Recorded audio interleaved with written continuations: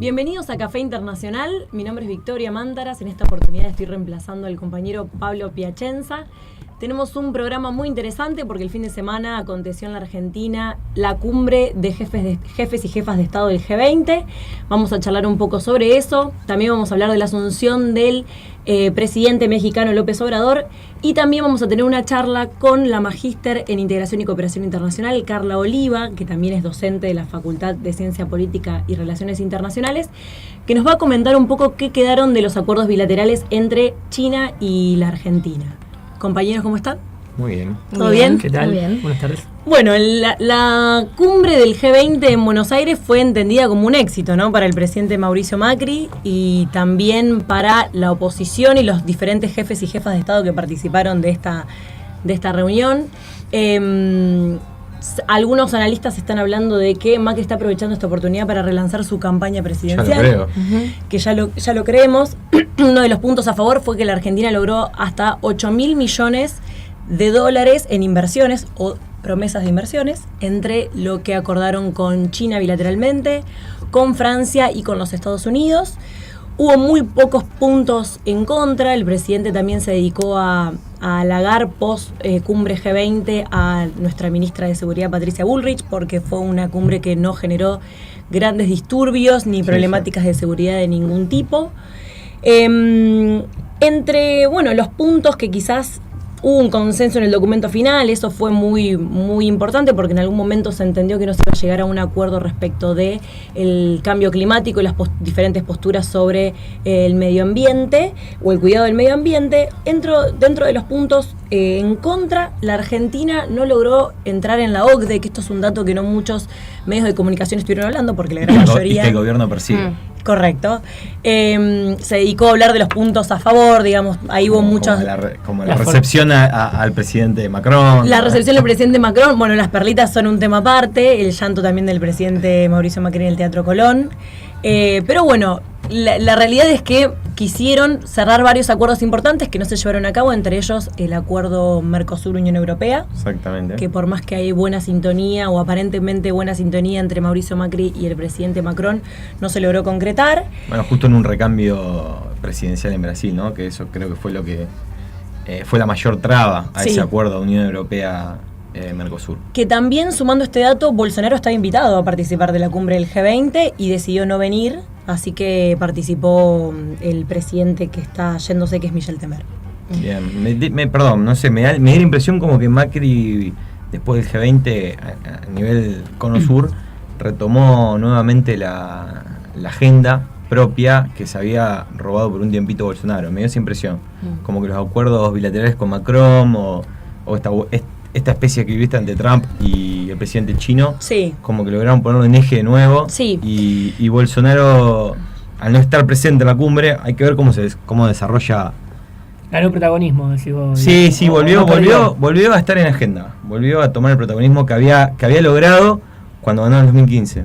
Yo creo que es una lectura que él también hizo, de que esto de nuevamente que el mundo está hablando de la Argentina. También hay que desmistificar un poco de esta imagen de Macri, o de nuestro presidente también, como reunido con un grupo de amigos, ¿no? O sea, o que todo el mérito de que esos jefes y jefas de Estado estén en la Argentina tenía que ver con un vínculo personal con él. Totalmente. Eso es la comunicación del gobierno. Que hubo mucho de eso también. Pero bueno, sin lugar a dudas, para la gestión de Mauricio Macri esto es un éxito. Para el gobierno esto puede ser interpretado como un éxito. Sí, en términos generales se puede decir que para el gobierno es positivo o va a intentar venderlo de manera positiva por la cantidad de acuerdos bilaterales que estableció con distintos estados. La mayoría de estos están destinados a obras de infraestructura. Convengamos que el tipo de desarrollo económico, si se quiere decir desarrollo, que estamos teniendo hoy en día, tiene que ver con la exportación y en materia de infraestructura estamos bastante atrasados, digamos. Tiene que ver mucho con eso. Así que veremos con el transcurso del tiempo si se cumplen o no se cumplen estos acuerdos. Bueno, para hacer un raconto muy, muy rápido, además del deseo de entrar a la OCDE que no se llevó a cabo, también como un punto importante que no se logró alcanzar era que Mauricio Macri deseaba que el vuelo que iba a ir a las Islas Malvinas tenga una parada en la ciudad de Buenos Aires. Se acordó que los vuelos comerciales que salen desde San Pablo van a parar ahora en la ciudad de Córdoba previamente a ir a las Islas Malvinas. Eso también es una de las pérdidas, si se quiere, de las cosas que quisieron concretar que no llevaron a cabo. Fue bastante criticado. Yo no soy un especialista en Malvinas, ni mucho menos. Se nos fue nuestro especialista. Sí, estaba pensando lo mismo. Rafa Panza. Pero fue muy criticado por propios y ajenos ese acuerdo con Gran Bretaña. Sí. Habría que profundizar un poco y ver qué consecuencias tiene para el país. Sobre todo porque los isleños fueron los que ejercieron presión para que esa parada en Buenos Aires no se hiciera. O sea, para que no existiera ese vínculo directo entre Buenos Aires y las Islas Malvinas. Así que bueno, dentro de los triunfos, el presidente Donald Trump firmó con México y Canadá un nuevo tratado de libre comercio, el TMEC, que ya dio por tierra el acuerdo del NAFTA, una tregua comercial entre China y Estados Unidos por 90 días. Esto implica que darle fin por un tiempo a los enfrentamientos arancelarios que estaban teniendo ambos países. Le dio respiro a China también. Correcto, que es no seguir aumentando los aranceles, estancarlos en el 10%. Sí, exactamente. A menos que... Sí, el acuerdo era, lo que se frenó era a partir del 1 de enero del 2019, el presidente Trump iba a pasar del 10% de los aranceles a los productos chinos a un 25%. Eso se pasó... Se estanca en 10%, con la promesa de que China haga una compra sustancial de mercancía, bienes y demás a los chinos para poder equiparar la balanza comercial. Es incumplible lo que le pusieron. Por supuesto, pero además no está puesto el objetivo claro en términos económicos, sino que se habla el acuerdo es de una compra sustancial de mercancías y de bienes para poder equiparar la balanza comercial.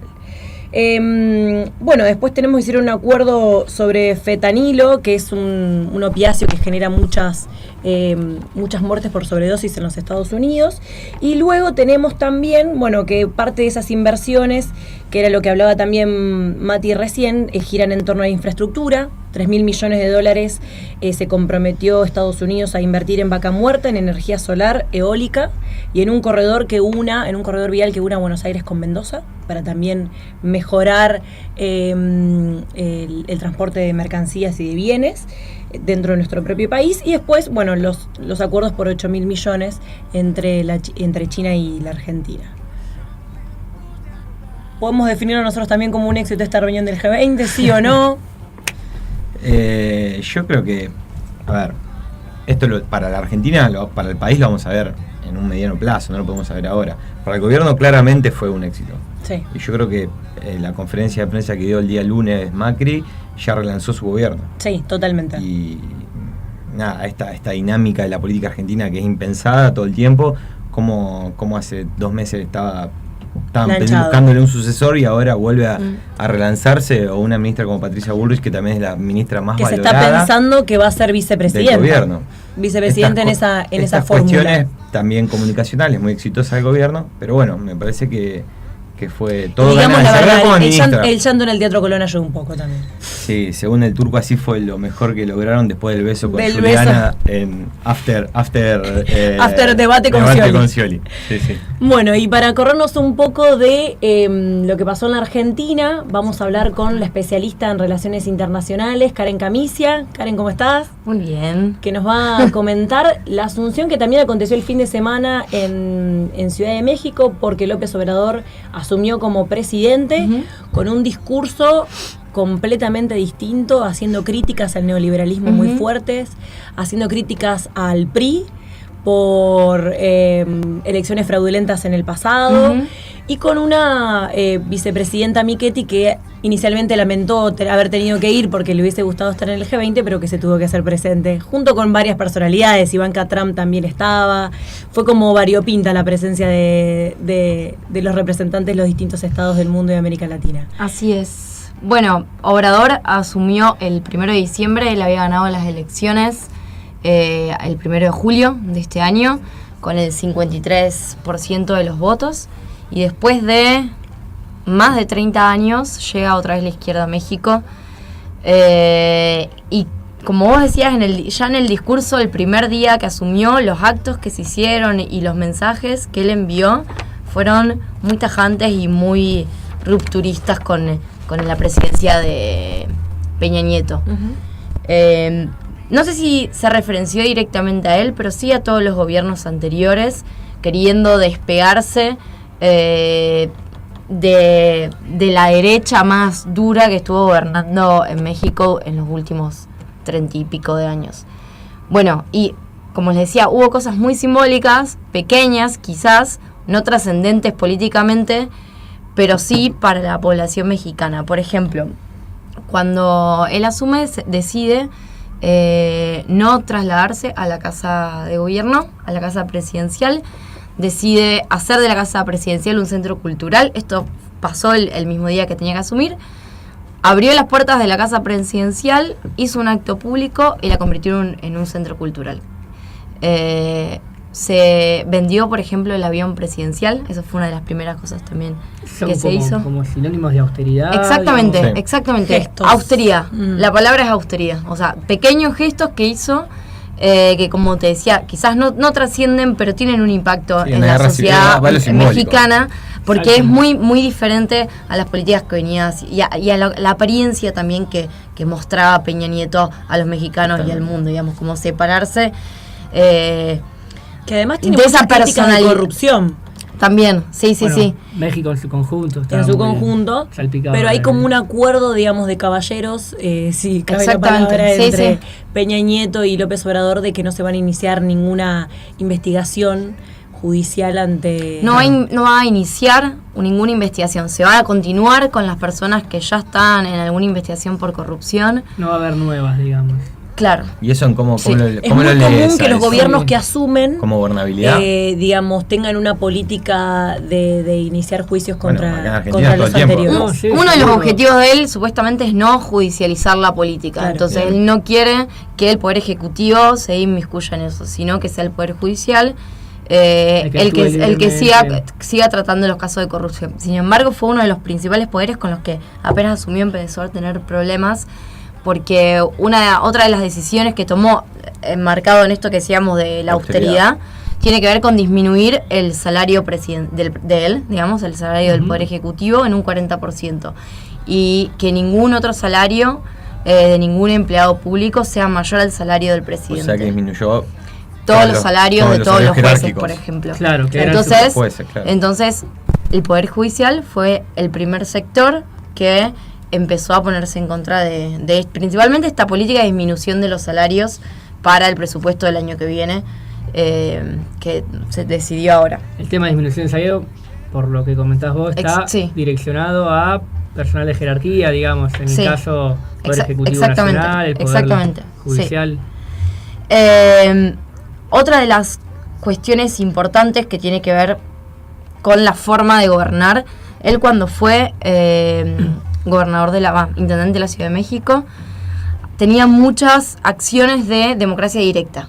Entonces, por ejemplo, a las 7 de la mañana todos los días va a hacer una conferencia de prensa, como lo hizo en el gobierno municipal, lo va a hacer también en el gobierno nacional, y utiliza mucho una especie de plebiscito, digámosle, para poder escuchar la voz del pueblo, como dice él, y para poder tomar determinadas decisiones. Por ejemplo, se iba a construir un aeropuerto y por decisión del pueblo, él frenó la construcción, va a frenar la construcción de este aeropuerto y va a construir un tren. ¿Y este aeropuerto en dónde se iba a construir? El aeropuerto... No, te lo pregunto. Afuera de México. No, porque por ahí la pregunta que en realidad que quería hacer es, digamos, esta forma de construcción de democracia participativa, ¿a quiénes se le consulta, digamos? ¿A la población directa que sería beneficiada o no? El aeropuerto era en Ciudad de México. Digamos, ¿se le consulta al pueblo de la Ciudad de México o al pueblo de México del Estado Nacional de México? Esa es la pregunta, digamos, porque a veces también puede pasar que, no sé, vos sos presidente, me imagino, de la Nación, y se va a desarrollar un desarrollo inmobiliario, lo que fuese, la provincia de San Juan, ¿por qué tiene que consultarle? Por ejemplo, mirá este dato que con el menos del 1% del padrón que participó de esta elección popular se decidió no construir el aeropuerto. O sea, si bien es una actitud política ante una manera de gobernar, no sé cuán legítimo es. Claro. A eso si te referías a eso, digamos. Sí, o sea, que el uno ese instrumento, ese mecanismo de democracia directa, es para estudiarlo. Sí. Y si lo aplicó como alcalde de México, claramente debe ser una de las herramientas que utiliza. Con respecto al plebiscito, yo te quería hacer un comentario. En su discurso de Asunción, dijo que a los 2 años y medio de cumplido su mandato va a hacer un referéndum con el pueblo mexicano, y el pueblo mexicano va a ser el que decide si continúa o no. Claro. O sea que va a tener que trabajar revocatorio durante en 2 años y medio. De ratificar o no el rumbo. Yo creo que eso, de todas las políticas a ver, lo simbólico que hizo, esto me parece lo más disruptivo que se ha anunciado. Sí, quizás lo otro lo hemos escuchado, pero bueno, yo creo que Karen iba a seguir contándonos cuáles eran esos puntos de ruptura respecto de los gobiernos anteriores, pero ahí la crítica a la concentración de la riqueza y al neoliberalismo y demás estuvo también como dentro del centro de su discurso. Bueno, otra de las temáticas que lo mencionamos antes es el tema de la corrupción. Él quiere eliminar los fueros a los senadores y a los altos funcionarios y a los diputados. Y esto que decíamos antes, continuar con los juicios a personas que fueron juzgadas en el gobierno anterior con el objetivo de no judicializar la política. Después, con el tema de la guerra contra las drogas, quiere proponer una legalización del cultivo de marihuana. Es una de las propuestas más importantes también que va a hacer, con el objetivo de disminuir el narcotráfico en México, atacarlo desde otro lado, cosa que no había hecho ninguno de los otros presidentes anteriores. Bueno, eso va a ser una tarea sumamente difícil, porque si lo quiere llevar adelante, digamos, una ley a través de la legislatura, y encima vos decís que le va a bajar el sueldo a los legisladores, y capaz que no se la aprueban, ¿viste? Es difícil. No, sí, pero es el año que más homicidios tiene la guerra contra el narcotráfico, y ya el concepto de guerra contra el narcotráfico ya es un error para mí. Porque la participación de las Fuerzas Armadas dentro de la seguridad interna en una, como le dicen, nueva amenaza que es tan difícil de neutralizar y que es tan flexible y que varía tanto. Tan filtrada en la sociedad. Totalmente, como puede ser el narcotráfico o cualquier organización delictiva internacional, para mí ya está comprobado que eso ha fallado y también forma parte de lo que López Obrador comentaba o formaba parte de su discurso. Bueno, después otra de las cosas importantes que lo charlamos ya acá en el programa, el tema de la caravana de migrantes. Bien. Que México estuvo atendiendo a la caravana de migrantes que viene de Centroamérica y que en su momento, antes de asumir, López Obrador se había manifestado que cuando él asuma como presidente iba a apoyar a los migrantes. De hecho, una de las ideas es desarrollar más el sur de México para que esos migrantes no intenten llegar a cumplir el sueño americano y llegar hasta la frontera con Estados Unidos para ser devueltos, sino que logren instalarse y desarrollarse en el sur de México, ¿sí? Esa es otra de las propuestas. Después, en cuestiones energéticas, pretende dar un impulso mucho mayor a la empresa de energía nacional, invertir en nuevos pozos petroleros en México, contrario a las grandes monopolios como Repsol, que también está en México presente. Bueno, y después quizás esto es mucho más difícil de comprobar, ¿no? La idea de disminución de la pobreza, aumento del salario mínimo, pero uno de los objetivos es aumentar el salario mínimo un 14% de 3,8 euros a 4,3 euros, que es el salario mínimo. Hoy, México, pensando que la mitad de la población mexicana está bajo la línea de la pobreza. Claro. Digamos. Y para mí fue interesante volver a escuchar, reivindicar figuras como José Martí o como Simón Bolívar, y que eso, digamos, hace tiempo que no lo escuchamos. Como también habló de Benito Juárez. 10 años tarde, es como que vino tarde al giro a la izquierda. Claro, de hecho, con un poco de delay. Digamos, ponen en duda el alcance a nivel latinoamericano de estas propuestas por el contexto particular, totalmente. O sea, teniéndolo a Trump. Claro, totalmente. Una cosa tener Hillary y Obama. Teniendo todo el conflicto con los migrantes. De hecho, esto que vos decías de traer figuras viejas, él planteó su gobierno como una cuarta transformación, digamos. Y en esta cuarta transformación él pretende seguir los lineamientos de los grandes quiebres históricos de México, la independencia, la reforma con Benito Juárez y la Revolución Mexicana. Y él pretende ser como el cuarto hito revolucionario mexicano. Sí. Ambicioso proyecto. Sí, muy ambicioso. Vamos a ver dentro de 2 años y medio si el pueblo mexicano lo sigue eligiendo como presidente o no. Pero bueno, teniendo esa idea de hacer el referéndum. Y bueno, de momento es como un discurso muy idealista, pero sobre todo por el contexto. Pero bueno, va a haber. Claramente es algo distinto. No deja de ser el país más grande hispanohablante. Exactamente. Que existe en el mundo, así que bueno, no sé, tendrá sus chances también. También eso menciona a apoyar y tratar de resolver la investigación inconclusa con respecto a los estudiantes desaparecidos de Ayotzinapa. Sí, eso ya en la campaña lo había dicho, habló de hecho con los padres, y él se comprometió a vehiculizar las investigaciones para resolver el caso de los 43 estudiantes. Yo creo que va a tener algunos choques de tensión muy fuertes, digamos, y por ahí se pretenden ser el cuarto hito de la historia en México y sin embargo, por otro lado, romper con cierta cultura política que tiene que ver con la corrupción, que tiene que ver con el desmanejo. Vamos a ver si logra hacerlo también. Y si logra hacerlo y mantenerse de una manera lo más democrático posible. Lo comparaban un poco con Lula por esto de haber perdido tantas elecciones presidenciales y poder ganar y y seguir insistiendo.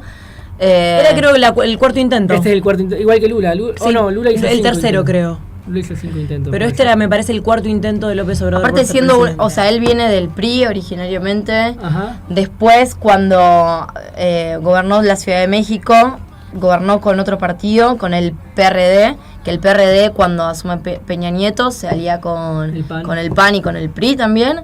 Entonces ahí es cuando forma Morena. Un poco versátil el muchacho, entonces. No, estaba pensando en eso. No, estaba pensando que también parte del digamos, cómo se mezclan en México todas estas cosas, porque cuando él asumió el PAN, que es la derecha, digamos, mexicana, fue la que inició los reclamos, o sea, hicieron como un recordatorio el día de la asunción de él, y ellos fueron los que empezaron a gritar los nombres de los estudiantes desaparecidos.